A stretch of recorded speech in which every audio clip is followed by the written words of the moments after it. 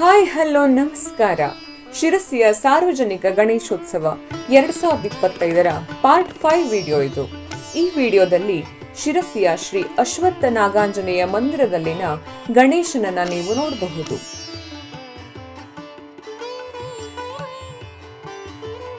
ಜಗಮಗಿಸುವ ದೀಪದ ಅಲಂಕಾರದ ಮಧ್ಯೆ ಶಿವ ಮತ್ತು ಗಣೇಶನ ಮೂರ್ತಿಯನ್ನ ನಾವು ಇಲ್ಲಿ ನೋಡಬಹುದು.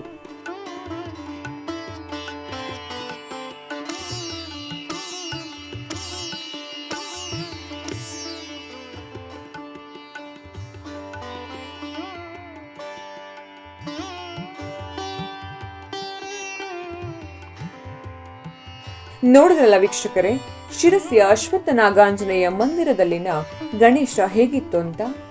ಮುಂದಿನ ವಿಡಿಯೋದಲ್ಲಿ ಮತ್ತೊಂದು ಗಣೇಶನ ಜೊತೆ ಬರ್ತೇವೆ. ಸದ್ಯಕ್ಕೆ ವಿಡಿಯೋ ಮುಗಿಸ್ತಾ ಇದ್ದೀವಿ.